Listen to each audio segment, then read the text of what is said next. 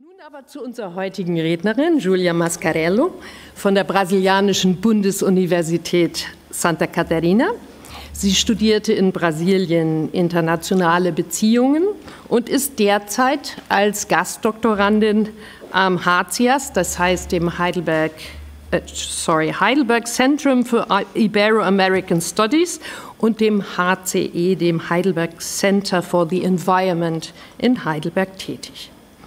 Júlia Mascarello beschäftigt sich in ihrer Forschung mit der internationalen Zusammenarbeit in Wissenschaft und Forschung und Technologie und arbeitet besonders am Thema Asymmetrie, also Asymmetrien in dieser Zusammenarbeit am Beispiel der Bioökonomie. Welche Rolle spielt Brasilien, in dem wir heute über 20% der weltweiten Biodiversität finden? Welche Rolle spielen Länder wie Deutschland, die ein großes technologisches Potenzial besitzen und bereits nationale Bioökonomiestrategien definiert haben? Diese und andere Fragen wird Júlia Mascarello heute beleuchten und wir freuen uns sehr, dass sie sich bereit erklärt hat, hier im Rahmen unserer Montagskonferenz ihre Forschungsergebnisse einem breiten Publikum vorzustellen. A palavra é sua, Júlia. Muito obrigada, Kerstin. Agradeço novamente o convite, né, para me ter aqui e poder falar para vocês. É um prazer enorme, inclusive e uma responsabilidade de inaugurar essa Montags Conference, né, desse semestre. E um tema que é realmente muito importante e fico muito feliz, né, de vocês terem escolhido esse tema e enfim, também estou ansiosa pelas próximas palestras que vão ter aqui sobre esse tema. E, inclusive, como no sábado passado foi o Dia da Terra, né? Acho que veio um momento muito propício também falar sobre isso e sem contar com o contexto, né, que a gente tem vivido atualmente. Então, acho que é realmente muito importante e agradeço mais uma vez o convite. Então, como a Kerstin já falou, né, eu sou doutoranda em Relações Internacionais no Brasil, né, na Universidade Federal de Santa Catarina, mas eu estou fazendo um momento agora do meu doutorado aqui, um período de pesquisadora visitante, no Centro de Estudos Ibero-Americanos e também no Centro para o Meio Ambiente. E escolhi falar para vocês, né, sobre esse tema que eu coloco aqui, né, sustentabilidade e desigualdades globais na bioeconomia. Então, só para a gente ter aqui um panorama do que eu vou falar hoje, a gente vai tratar de conceitos importantes, né, que são, por exemplo, sustentabilidade, o conceito de bioeconomia, que pode ser novo para algumas pessoas, outras pessoas podem já saber do que se trata. A gente vai tentar fazer essa relação entre o que é bioeconomia e como é que ela se relaciona com o desenvolvimento sustentável. E vamos tratar da cooperação internacional em bioeconomia, entendendo por que ela aparece aqui quando a gente está falando de bioeconomia, né, dentro desse debate. E vamos falar das desigualdades globais na bioeconomia. E a gente vai tentar entender o que são essas desigualdades, tá? E, por fim, a gente vai poder refletir se, de fato, nós estamos criando um futuro sustentável, né? Já que esse é o tema dessas palestras, né? Então, acho que vai ser um bom ponto de partida para refletir se a gente está criando um futuro sustentável ou não, ou o que a gente tem que fazer para que ele seja de fato sustentável, né? A gente sabe que tem diversas alternativas, várias opções para um novo futuro que se coloca aí, mas a gente tem que refletir sobre isso para até poder cobrar mais e até se manifestar e tomar posturas diferentes sobre um novo futuro mais sustentável. E a informação é uma das melhores ferramentas que a gente tem. Então, sabendo quais são essas alternativas, acho que já é um passo muito importante. Então, começando a falar sobre sustentabilidade, como eu mencionei, vocês já devem ter ouvido falar muito sobre esse conceito, né? A gente vê isso estampado em todos os meios de comunicação possíveis, mas a gente tem que tomar cuidado, porque essa sustentabilidade pode ser mal interpretada e mal utilizada também muitas vezes, né? Como a gente vê, por exemplo, produtos, serviços, empresas usando esse rótulo, né? A gente é sustentável, o nosso produto é sustentável, mas a gente tem que realmente saber se é realmente assim, né? E para a gente confiar naquilo, né? E em que medida que isso é justamente sustentável, em que medida que isso não compromete o que a gente chama, né, das gerações futuras. Então, quando vocês pesquisam no Google, por exemplo, o conceito de sustentabilidade, vocês vão ver ele nesse conceito dentro da ecologia, né? Eu não estou falando do conceito estrito, né? Do que é ser sustentável, que se sustenta ao longo do tempo. Mas se a gente traz esse conceito para a ecologia, ele vai estar muito ligado à questão do desenvolvimento sustentável, né? E a gente tem que separar essas duas palavras, né? Para entender melhor. Então, quando a gente olha para desenvolvimento, normalmente o que quer dizer? Está querendo dizer que é crescimento econômico, tá? Então, desenvolvimento está muito atrelado a crescimento econômico. Quando a gente olha para esse adjetivo sustentável, a gente está falando o quê? Que é um crescimento econômico sem dar origem à escassez dos recursos existentes, né? Isso que seria, então, essa concepção que foi criada de desenvolvimento sustentável. E aí vem essa definição do que é o desenvolvimento sustentável em si, né, que é uma definição da Comissão Mundial das Nações Unidas sobre o Meio Ambiente e Desenvolvimento, que é justamente o desenvolvimento que atende às necessidades do presente sem comprometer a capacidade das gerações futuras de atender às suas próprias necessidades. Então é justamente isso, é a gente continuar tendo uma economia, né, um paradigma, de desenvolvimento que não comprometa as gerações futuras, né? Que não seja poluente, que não destrua os ecossistemas, enfim, porque senão a gente não vai ter nem ao menos um futuro, né? Quiçá o desenvolvimento ou o crescimento econômico. Então a gente precisa, o que essa concepção de desenvolvimento sustentável está querendo dizer é que a gente precisa conservar o que a gente tem ou usar de forma mais responsável, senão isso vai se acabar e a gente não consegue ter uma economia se a gente não tem os recursos para essa economia se desenvolver, né? E aí vocês já devem ter ouvido falar muito também dos Objetivos de Desenvolvimento Sustentável, né, que foi criado pela ONU, aceito pela Assembleia Geral das Nações Unidas em 2015, e dentro dessa Agenda 2030, né, como foi chamada, que é justamente essa tentativa de ter um desenvolvimento econômico sustentável, né, então que consiga colocar junto, né, tanto a questão econômica, quanto a questão ambiental e a questão social. Então, que a gente consiga ter um desenvolvimento econômico que esteja baseado nesses 3 pilares. Porque a gente entende que não é mais possível se desenvolver economicamente sem olhar para esse pilar social e sem olhar para o pilar ambiental também, né? E essa agenda, vocês já devem lembrar que ela vem antes dela veio os Objetivos de Desenvolvimento do Milênio.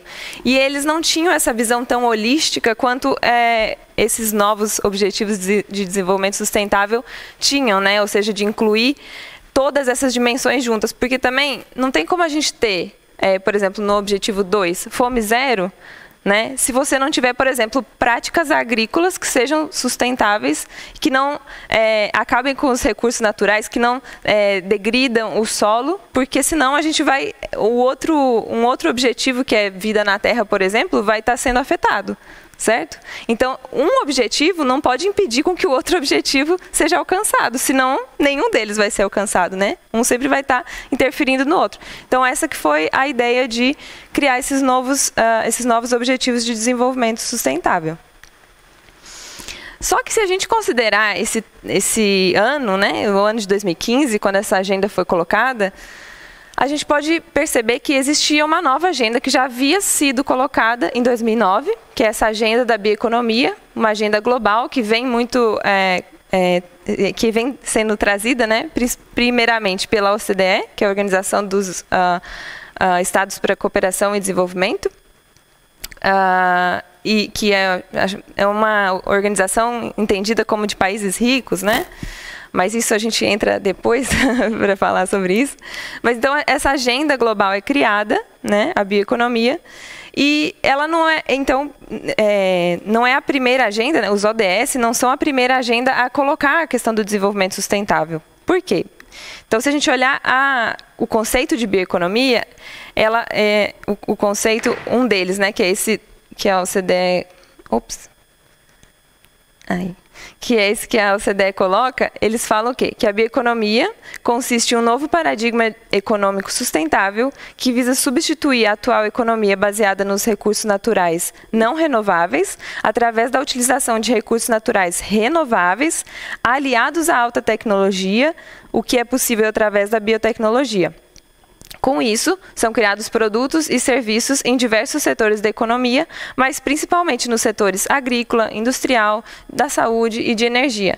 Ou seja, justamente a gente tentar criar uma nova economia que não se baseie mais nos recursos não renováveis, que são finitos, né, e podem acabar, já estão acabando, mas utilizar de recursos renováveis, recursos biológicos, que aliados à tecnologia, né, através da biotecnologia, podem criar novos produtos e serviços que, então, são produtos e serviços de origem biológica. Ou seja, que a gente consegue, por exemplo, plantar mais, que a gente consegue utilizar de recursos biológicos que estão disponíveis e não são finitos, se a gente não destruí-los, né, claro, para fazer esses novos produtos, ou seja, para construir uma nova economia, né?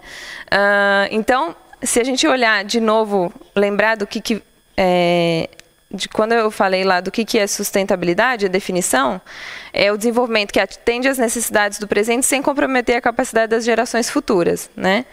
E aí, quando a gente olha esse conceito da bioeconomia, o que se entende é que ela é uma possível solução para os chamados desafios globais, que envolvem justamente a garantia de alimento, de água, de saúde, de recursos e serviços a uma população crescente, sem que o futuro das gerações e a prosperidade econômica global sejam ameaçados. Então, ela vem muito ao encontro desse conceito de desenvolvimento sustentável, entendendo que é possível a gente ter uma nova economia que realmente não entre em conflito, né, com o uso dos recursos, que, enfim, não seja poluente e que a gente continue podendo, né, nos desenvolver economicamente, né, os países, e, enfim, ter novos produtos, novos serviços, mas que eles realmente sejam produtos e serviços que consigam ser sustentáveis, né, que a gente consiga manter isso ao longo do tempo. De outra forma,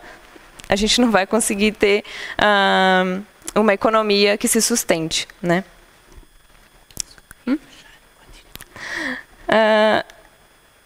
Peraí. E aí, eu quero mostrar para vocês, porque essa ideia, eu sei que essa ideia de bioeconomia pode ser um pouco abstrata, né? O que é, então, se a gente vê de uma forma mais palpável? Então, primeiro, a gente tem que olhar que existem os recursos, como eu falei, né, que são de origem biológica, então que eles vêm da onde? Da agricultura, que podem ser, por exemplo, produtos plantados, né? Vamos supor, a cana-de-açúcar é um deles, ou podem vir de resíduos também. Então, por exemplo, os resíduos da agricultura podem ser utilizados como uma fonte de biomassa para criar novos produtos e novos serviços. Até lixo, por exemplo, é uma forma de recurso, né, que a gente pode utilizar para e transformar, né, através de processos químicos e biológicos para criar novos produtos. Também os recursos da floresta, né, sendo não só madeira, mas outros diversos recursos que a floresta nos entrega, né? Os resíduos, como eu já falei, e também todos os recursos que a gente encontra nos oceanos, né? Que a gente não vê tanto quanto vê nos recursos da Terra, mas que são enormes e, enfim, como as algas, né? E que podem ser muito úteis nessa nova economia. E aí esses recursos, eles dão origem ao quê? A matérias-primas, né, que são justamente esses componentes, como o açúcar, que é um exemplo, né? Por exemplo, a gente tem o etanol, que é um biocombustível feito de cana-de-açúcar ou de outro tipo de planta, né? Dependendo do lugar onde a gente está falando, da disponibilidade de recursos, ou, enfim, óleos, fibras, proteínas, que vêm desses recursos que a gente já mencionou ali em cima.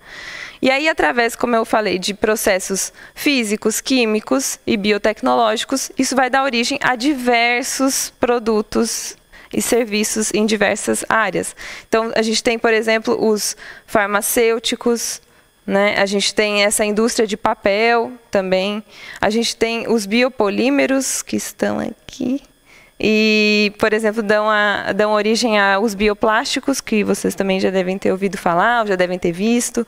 Biolubrificantes, por exemplo. A gente tem até, por exemplo, componentes de carro, né, que são feitos de fibras naturais agora e não mais advindos do petróleo. Então, tem uma gigantesca gama de aplicações, né, para esses recursos naturais.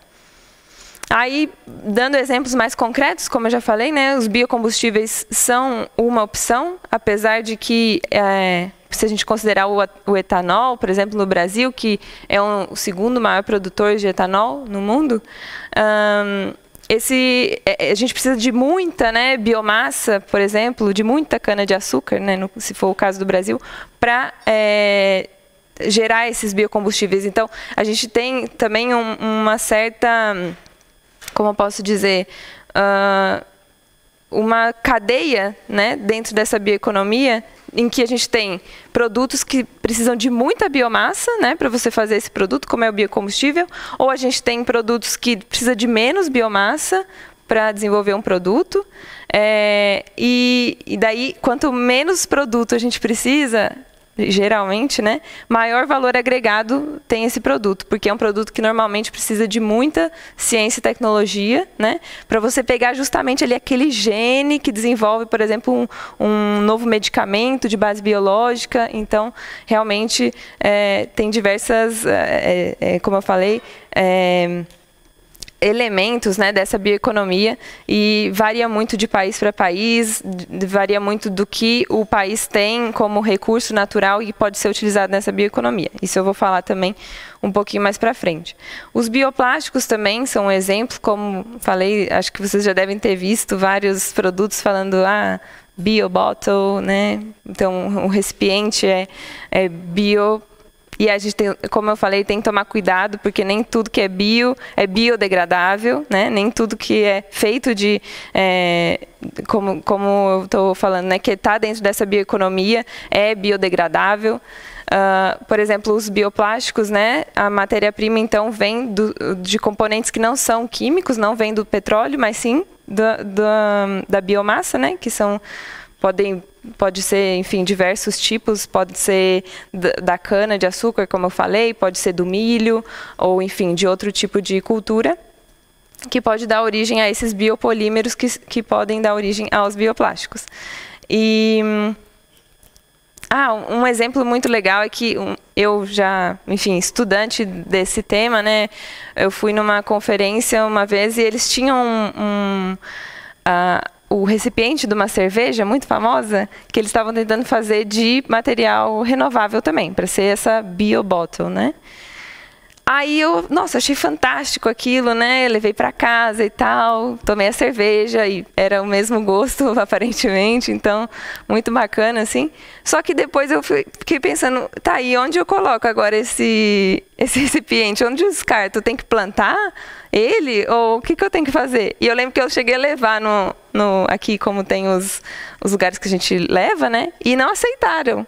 Então, por exemplo, às vezes a gente tem que pensar que a gente precisa de toda a cadeia funcionar para que essa nova bioeconomia também seja, de fato, sustentável, né? Porque senão, o que eu vou fazer? Tô lá com a garrafa até hoje, lá na minha casa, não sei o que fazer com ela, né?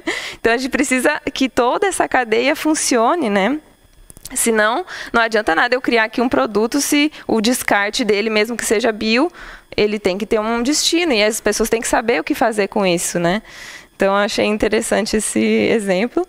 Tem os biocosméticos também, que então a matéria-prima para esses cosméticos não vem mais, né, dos derivados do petróleo, né, de origem química, mas vem dos extratos vegetais de diversos tipos de plantas, né, que hoje são aí cada vez mais conhecidos e explorados, né? Que planta que serve para quê? E inclusive são vistos como mais também positivos, né, no sentido do uso. Por exemplo, não tem parabenos, né, que é um elemento que faz mal, por exemplo, para as pessoas. Daí eu trago um exemplo muito específico também, que muito pouca gente sabe, que abre toda uma outra discussão, que é a questão, por exemplo, do uso de conhecimentos tradicionais, né, e conhecimento indígena, que é uma herança cultural, né? Por exemplo, no Brasil, a gente já fala muito disso, principalmente agora com esse advento, né, dessa bioeconomia. Tem que tomar muito cuidado, porque existem conhecimentos que são próprios de, né, determinados povos, e como é o exemplo do cambô, que é esse sapinho que existe lá na Amazônia brasileira, na região do estado do Acre, e é muito utilizado para tratamento e prevenção de doenças, por exemplo. A secreção desse sapo é utilizado para isso. E há muitos anos. Então, assim, isso pode dar origem a medicamentos, a vacinas. Então, é um conhecimento importantíssimo e que precisa ser também protegido, né? E então também existe imagina, eu estou falando de um exemplo, que é esse sapo, né? Chama cambô, mas existem diversas outras práticas e medicamentos e medicinas dos povos indígenas que são valiosíssimos e que têm tido muito mais atenção agora com o advento, né, da bioeconomia. Então, se a gente for ver, se a gente olhar para os ODS, a gente pode perceber que existe relação da bioeconomia com pelo menos 12 desses ODS, tá? Então, por exemplo, saúde, bem-estar, água potável e saneamento, energia limpa e acessível, trabalho decente e crescimento econômico, se a gente considerar todo o número de empregos que a bioeconomia pode criar, né? Dentre outras coisas, que eu vou dar exemplos também agora para vocês terem isso mais claro.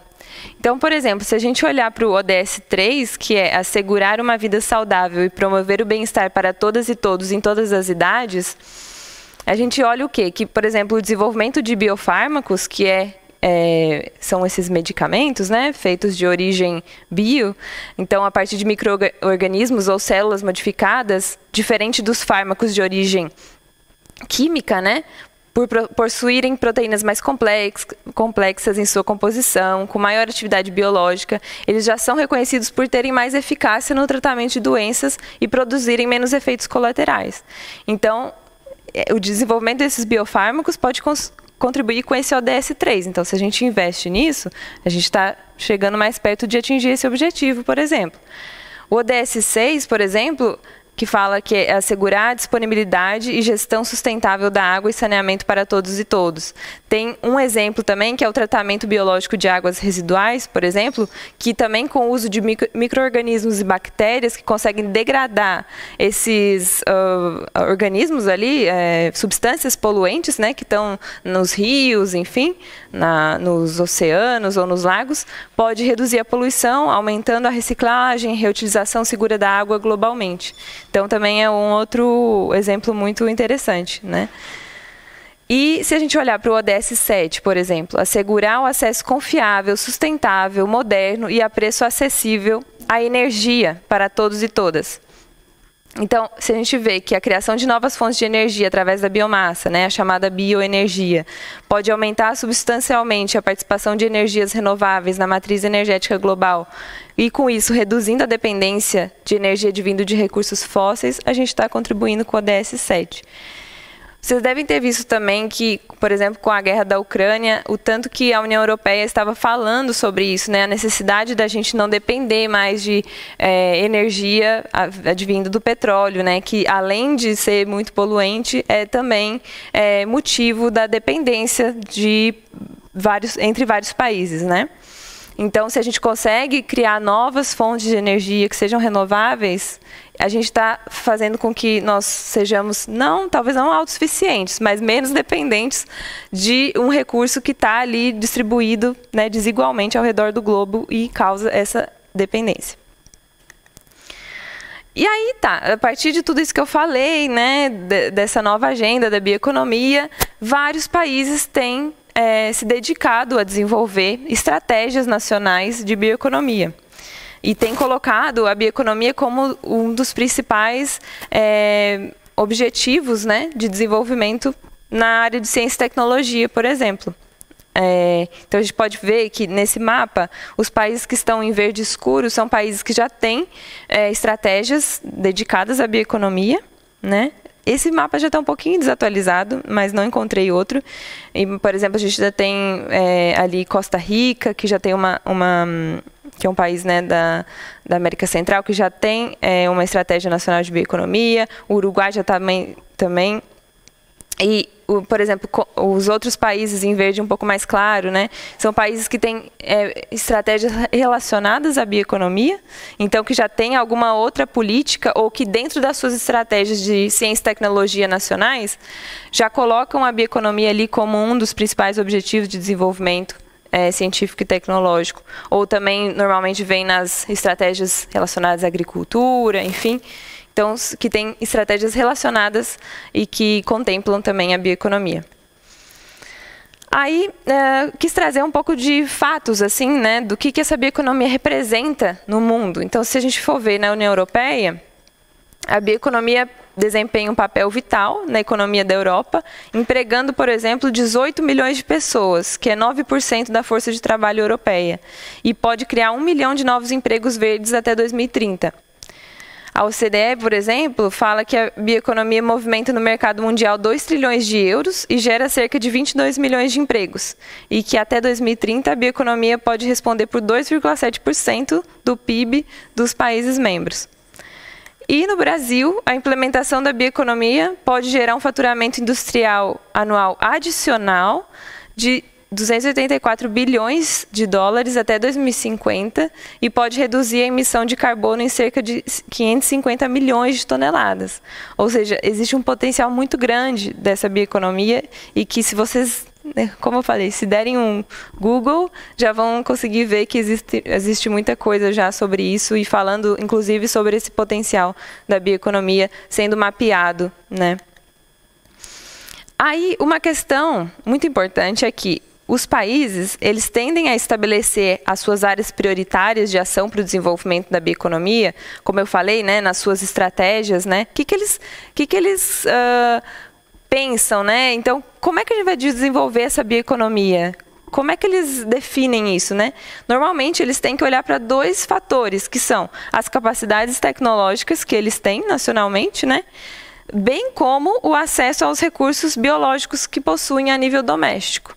Certo? Porque, como a gente já viu lá atrás, no conceito da bioeconomia, ela requer isso, né? Requer tanto que a gente tenha desenvolvimento científico e tecnológico, quanto acesso aos recursos, porque é justamente através do uso desses recursos, aliado à alta tecnologia, que a gente consegue criar novos produtos, né? E novos serviços.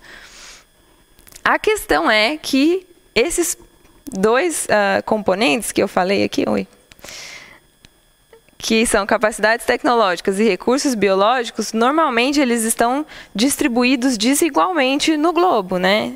Nem todo país, aliás, acho que nenhum país é autossuficiente, né, no sentido de ter recursos biológicos abundantes e capacidades científicas e tecnológicas, né? Então, a gente vê que os países se tornam interdependentes, né, para o desenvolvimento dessa bioeconomia. E, inclusive, isso está posto, né, nos principais documentos. Se vocês verem estratégia da União Europeia, por exemplo, ela coloca isso, né, que inclusive e busca cooperar com outros países para o desenvolvimento dessa bioeconomia. Se a gente for ver, então, por exemplo, desse mapa que eu mostrei, um ranking, né, dos países que são os mais biodiversos no mundo em 2022, a gente vê, por exemplo, o Brasil possui, é o país, ele possui 20% da maior biodiversidade do mundo, né? Da biodiversidade do mundo. Então, é o país mais biodiverso do mundo. E, enfim, outros países, né? Tem Indonésia, China, Índia, alguns países da África, diversos países da América Latina, que são muito biodiversos. Agora, se a gente for ver a Europa, por exemplo, podem ver que ela está em amarelo ali, que são os países que são menos biodiversos, né? Então, a gente tem uma concentração de recursos biológicos em alguns países, mas, ao mesmo tempo, se a gente for ver o índice de inovação de 2022, que é feito pela Organização Mundial de Propriedade Intelectual, a gente vê que os países que são ali os primeiros nos rankings são justamente os países que são menos biodiversos, né? Principalmente países europeus, né? Então, Suíça, Estados Unidos não, até é um pouco melhor no que tange a biodiversidade, mas Suécia, Reino Unido, enfim, e outros países que são, né, os países que, em geral, mais investem também em ciência e tecnologia, em pesquisa e desenvolvimento. Então, acho que dá para a gente ver, né, que justamente aquele mapa que eu mostrei antes, né, que fala ali que, então, os recursos, né, as capacidades tecnológicas estão em alguns lugares, os recursos estão em outros, e isso está disperso, né? A gente precisa fazer o quê? Com que esses recursos biológicos e as capacidades tecnológicas se encontrem, porque é só assim que a gente consegue desenvolver a bioeconomia. Então, é por isso, né, que os países têm colocado a cooperação internacional como algo que é muito necessário, né, para que a bioeconomia aconteça. Inclusive, já estão cooperando há muitos e muitos anos nesse tópico, né? E a gente traz, então, isso, a cooperação norte-sul em bioeconomia, né? Porque, e o que é também, muitos de vocês, não sei, talvez não tenham conhecimento do que é isso, né? Norte e sul. Então, quando a gente fala de norte e sul, né? Vocês já devem ter ouvido o norte global e o sul global. A gente não está falando de uma questão geográfica, né? Então, se a gente for olhar esse mapa, por exemplo, a gente não é uma questão de dividir o mundo ao meio e falar que aqui é sul e falar que isso aqui é norte. Quando a gente olha para essa definição de sul global e norte global, a gente está falando de uma divisão internacional do trabalho, né, que advém de uma... desde quando a gente teve colonização europeia, né, por quase todo o mundo, e isso gerou o quê? Uma divisão entre o poder econômico e político a nível global. Né? Então, a gente tem países que, por exemplo, não necessariamente são mais pobres, estão em desenvolvimento e estão no sul, mas também podem estar no norte, né? E aí a cooperação entre esses países do norte e do sul global, em bioeconomia, tem sido assim, gigantesca, né? Por quê? Porque, normalmente, de um lado, a gente tem os países do sul global que possuem uma vasta biodiversidade e concentram grande parte das terras agricultáveis. Então, países em desenvolvimento que têm bastante recursos naturais, né? E, do outro lado, o norte global com a sua ciência e tecnologia de ponta, que isso é, de fato, né? É o que a gente tem hoje em dia. Apesar de vários países, como o Brasil, né, que tem se desenvolvido muito cientificamente, a gente ainda não alcança, né, níveis de ciência e tecnologia de outros países do norte, por exemplo. Então, assim, por mais que a cooperação tenha mudado um pouco de uma cooperação que antes era mais assistencialista para uma cooperação agora que é mais horizontal, mesmo entre países em diferentes níveis de desenvolvimento, isso ainda está caminhando, né, digamos assim. Não é tão igualitária quanto a gente pensa ainda, porque há uma disparidade entre os países. E o que cada um ganha com isso, né? Então, os países do norte global, ao cooperar com países do sul, têm o quê? Acesso a locais exclusivos, instalações ou grupos populacionais disponíveis apenas no sul, como é o caso das florestas tropicais, das condições geológicas, oceanográficas e atmosféricas especiais. Então, por exemplo, vocês devem saber que o interesse de colaboração científica de outros países como a Alemanha no Brasil é muito antigo, né? E é muito liderado por essa intenção de conhecer essas condições atmosféricas que a gente tem, por exemplo, com a Amazônia, quanto um regulador também climático, né? Então, ainda mais agora dentro desse... nem entrei nessa questão climática, mas tem tudo a ver, né? E é muito forte essa preocupação climática. Então, além de ter o acesso a uma biodiversidade riquíssima que deve ser estudada, né? Vocês devem também saber que as expedições científicas, né, europeias para o Brasil, para a Amazônia, para mapear a biodiversidade brasileira, por exemplo, e enfim, de outros países também, é algo que já foi, né, discutido, mapeado e continua acontecendo, né, de outros modos, através da colaboração científica, por exemplo. E os países do Sul global, claro, também se beneficiam muito dessas cooperações, né? Adquirindo conhecimento, tendo acesso à infraestrutura de pesquisa de ponta, né?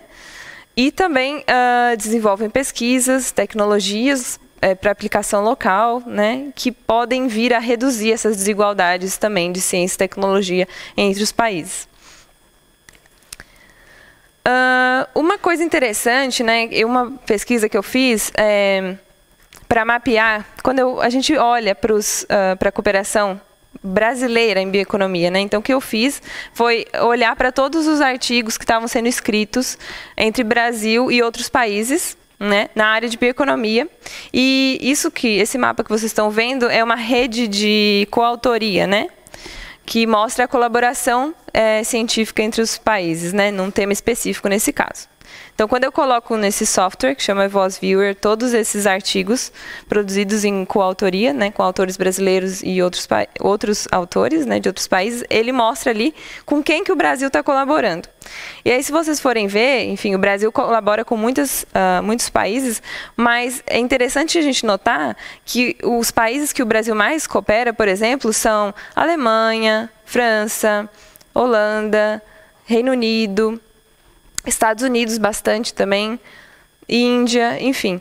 Mas se vocês notarem aqui, existe um cluster, né, que a gente chama, que é esse em vermelho, que são um grupo de países que são os países do norte global e que, em geral, colaboram muito entre si, o que a gente chama de cooperação norte-norte, né? Que a cooperação norte-norte em ciência e tecnologia, ela já é muito antiga, então os países, inclusive, né, quando a gente teve as maiores guerras mundiais, né, colaboraram muito, inclusive, para o desenvolvimento da bomba atômica, e isso gerou diversos desenvolvimentos científicos e tecnológicos, né, apesar do elemento destrutivo e muito triste, né, digamos assim. Mas, enfim, essa cooperação já foi utilizada há muito tempo. Só que agora, com esses outros países sendo tão importantes em pautas como essa, né, como a bioeconomia, e também tendo desenvolvido mais na área científica e tecnológica, eles têm sido buscados por esses países do norte também para cooperar. E por isso que o Brasil coopera, em geral, mais com os países do norte, que cooperam muito entre si. Por isso que aqui tem um monte de linhas que ligam eles entre si, e por isso que eles estão com a mesma cor aqui nesse mapa. Quer dizer que eles têm muita cooperação entre eles. Quando você vê que, do outro lado, a gente tem Peru, Equador, Costa Rica, Colômbia, México, Chile, Argentina, que são países da América Latina, né, que não tem tanta conexão entre eles, você vê que eles estão um pouco mais dispersos, e que o Brasil também não tem tanta colaboração. Porque, na verdade, a gente mede aqui nesse mapa o que o Brasil, por exemplo, mais coopera com, pela grossura das linhas. E aí vocês veem que a grossura das linhas é maior aqui, certo? E com Portugal também, que está aqui.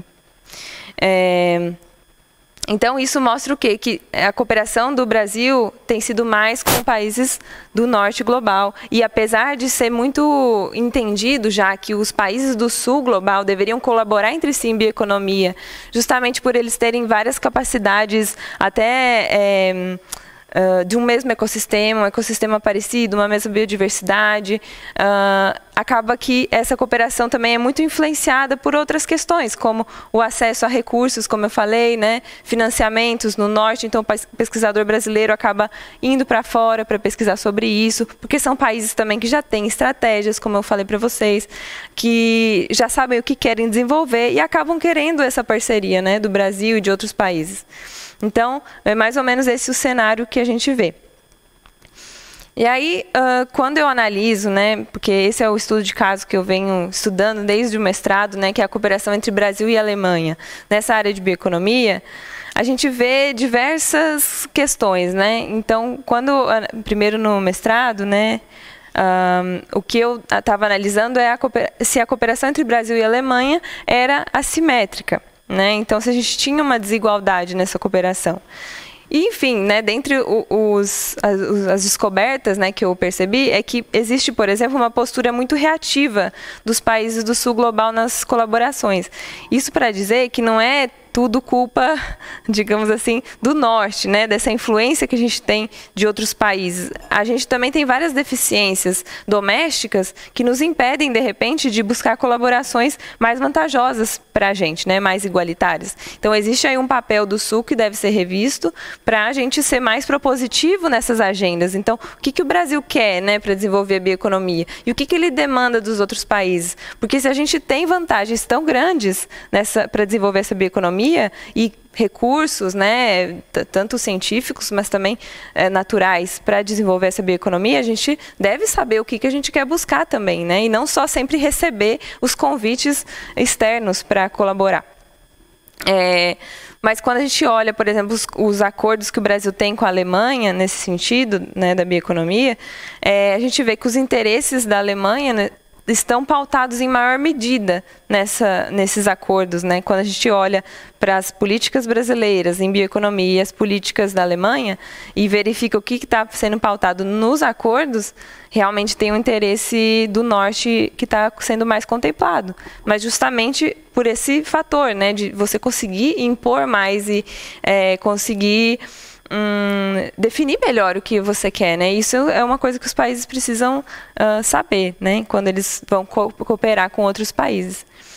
Existe também essa agenda, essa questão da policy diffusion, né, que é a difusão de políticas, que é uma questão bem problemática também, se a gente for ver, porque, como eu falei para vocês, essa agenda da bioeconomia, a gente chama todos esses tópicos, né, esses assuntos, esses novos conceitos que surgem no âmbito mundial, né, para o quê? Definir também o que os países têm que fazer agora, né? Então, a bioeconomia surge como isso, é uma alternativa, como eu falei, né, a economia que a gente já tem, e que então meio que não lidera, mas coloca os países para pensar sobre isso e para desenvolver algo nesse sentido, né? Então, isso a gente tem que tomar cuidado, porque os países têm que olhar criticamente também para isso, né? Porque senão daqui a pouco tudo que a OCDE coloca, né, como uma nova agenda, se tudo a gente for só receber e não pensar criticamente sobre, essa agenda agora a gente precisa dela aqui no Brasil, como que a gente vai se manifestar, como a gente vai se posicionar, né? É a nossa prioridade, a gente precisa selecionar isso também, né? Para assim mobilizar os nossos recursos, mas não só como uma resposta, né, a tudo que vem de fora. E, dentre outras coisas que a gente pode ver, né, agora na minha pesquisa de doutorado, que eu estou analisando a colaboração entre os cientistas no desenvolvimento da bioeconomia, numa tentativa de olhar para o nível mais macro, né, e ver como, quando a gente coopera com outros cientistas nessa área, como é que é? Se é uma cooperação mais igualitária, ou que elementos que estão ali nessa cooperação que podem demonstrar que é uma cooperação mais igualitária ou menos igualitária, ou de que interesses, né, estão se beneficiando dessa colaboração, quais países estão se beneficiando.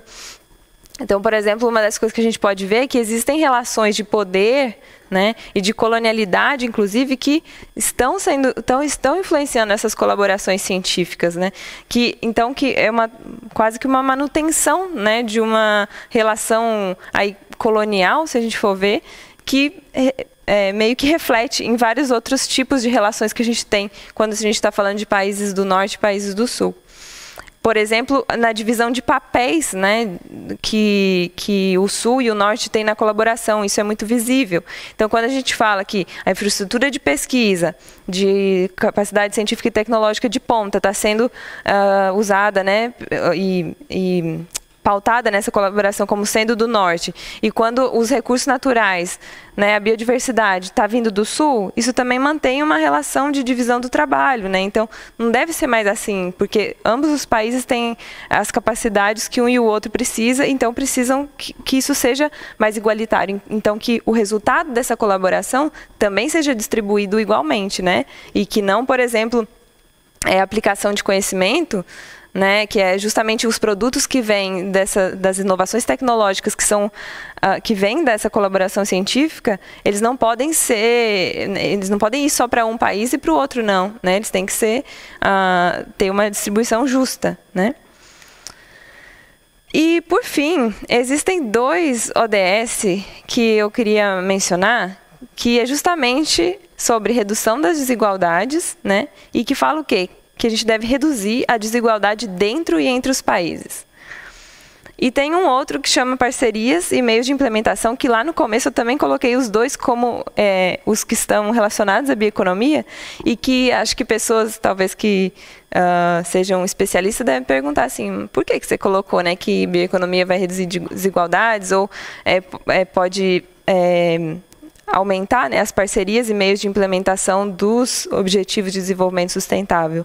É justamente porque esses dois ODS, eles estão falando de reduzir desigualdade entre países, e também, como eu coloco aqui, no objetivo 17, eles abordam a necessidade de melhorar as relações Norte-Sul, Sul-Sul, e a cooperação internacional em tecnologia e inovação, aprimorando o conhecimento compartilhado em termos mutuamente acordados. Só que, como eu falei para vocês, existem ainda desigualdades nessas colaborações, existe uma relação norte-sul que está muito mais avançada em relação à cooperação sul-sul, por exemplo, na bioeconomia. Então, e o conhecimento compartilhado nem sempre está assim tão igualmente distribuído, né? Então, não adianta também a gente olhar novamente, como eu falei, para os outros ODS, querer cumpri-los, mas fazendo com que outras relações desiguais continuem se mantendo, né? Assim, a gente não vai ter um desenvolvimento sustentável também, porque um país não pode crescer se o outro não crescer, né? Um país não pode reduzir suas emissões se o outro não reduzir, porque senão todo mundo ali está compartilhando o mesmo mundo, e se um avançar e o outro não vai ter solução, né? E aí, por fim, eu deixo a reflexão para vocês, não é algo que eu pretendo responder, mas, enfim, eu tenho as minhas ideias, né, assim como vocês podem ter as de vocês. Espero que, com esse conteúdo que eu trouxe aqui, vocês possam refletir mais sobre isso, mas é justamente, será que a gente está criando um futuro sustentável?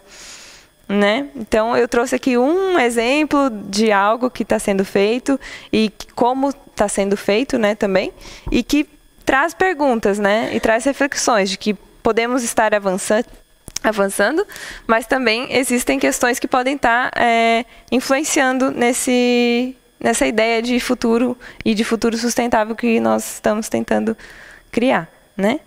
Então, é isso. Agradeço pelo tempo, agradeço aos tradutores que estiveram aí trabalhando, e parabéns por esse evento genial, né, que realmente traz muito conhecimento para diversas pessoas, aberto ao público e diversos idiomas. Fico muito feliz de poder falar também na minha língua, porque desde que eu cheguei aqui também, basicamente só falo em inglês, né, e é muito mais, assim, confortável, eu diria, e fácil, né, quando a gente fala a nossa língua. Então, realmente é um trabalho fundamental, e parabéns para vocês, parabéns pelo Instituto, e muito obrigada.